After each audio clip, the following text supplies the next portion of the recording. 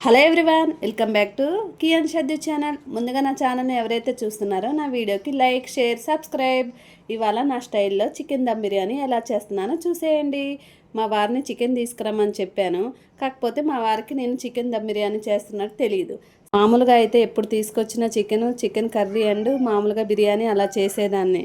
ఇంకా ఇట్లా చికెన్ దమ్ బిర్యానీ ఎప్పుడు చేయలేదు. మా వారైతే మామూలుగా షాక్ అవ్వరు, ఎందుకంటే మేము మటన్, ఫిష్ ఎక్కువ తినం కదా, చికెన్ అంటే కొంచెం ఎక్కువగా ఇష్టపడతాము. అందుకే ఇంకా ఎలా చేస్తున్నానో చూసేయండి నా స్టైల్లో. బాస్మతి బియ్యం ఇలా కడిగి నానబెట్టుకున్నాను.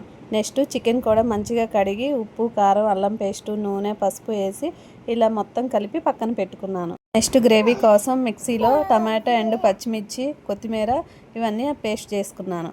అది కూడా పక్కన పెట్టుకున్నాను. నెక్స్ట్ ఒక గిన్నె పెట్టుకొని ఉల్లిపాయలు వేయించుకుంటున్నాను. ఉల్లిపాయలు ఎందుకు వేయించుకుంటున్నానంటే మనకు రైస్ పైన బ్రౌన్ ఆనియన్స్ కావాలి కదా, ఇంకా బ్రౌన్గా అయ్యే వరకు ఇంకా ఇలా వేయించుతున్నాను.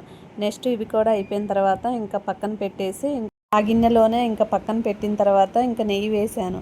నెయ్యి వేసి ఇంకా మసాలా దినుసులు కూడా వేసి అవి వేగిన తర్వాత అందులోనే కొంచెం అల్లం పేస్ట్ వేసుకున్నాను.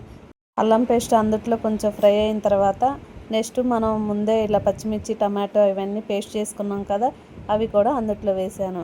ఇంకా అది కూడా కొంచెం ఫ్రై అయిన తర్వాత మనం పక్కనే ఇంకా వాటర్ పెట్టుకొని మసాలా దినుసులు వేసుకున్నాను. వాటర్లోనే కొంచెం అల్లం పేస్ట్ అండ్ 4 పచ్చిమిర్చి, బిర్యానీ పౌడర్ అండ్ ఉప్పు కూడా అందులో వేయాలి. ఇంకా కొంచెం నూనె అండ్ కొంచెం పుదీనా అండ్ కొత్తిమీర కూడా అందులో వేయాలి. ఇవంతా పెట్టి వాటర్ అన్నీ బాయిల్ అయ్యే వరకు ఉంచాలి. నెక్స్ట్ మనం ఇంకా గ్రేవీ ఎక్కడి దాకా వచ్చిందో చూసేద్దాం.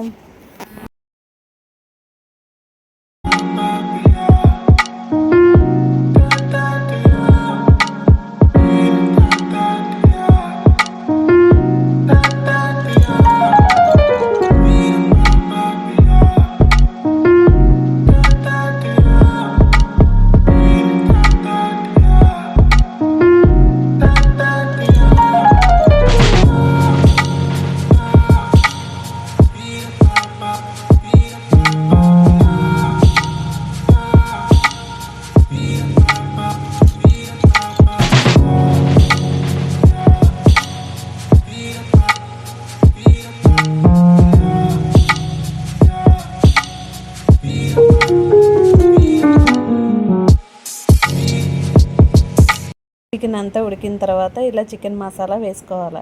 నెక్స్ట్ కొంచెం కొత్తిమీర, కొంచెం పుదీనా కూడా వేసుకోవాలి.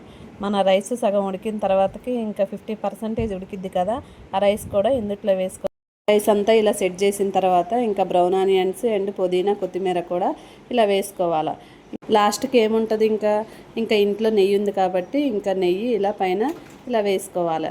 దోశ పెనం గ్యాస్ మీద పెట్టి ఒక 5 మినిట్స్ ఉంచి మన బిర్యానీ గిన్నె ఉంటుంది కదా, ఇంకా బిర్యానీ గిన్నె దోశ పెనం మీద పెట్టాలి. ఒక 15 మినిట్స్లో మన చికెన్ దమ్ బిర్యానీ రెడీ అయింది. ఇప్పుడు చూడండి, మా వారు వస్తున్నారు. ఇంకా మా వారు వస్తే షాక్ అవుతారు. ఇంకా మీరే చూసేయండి.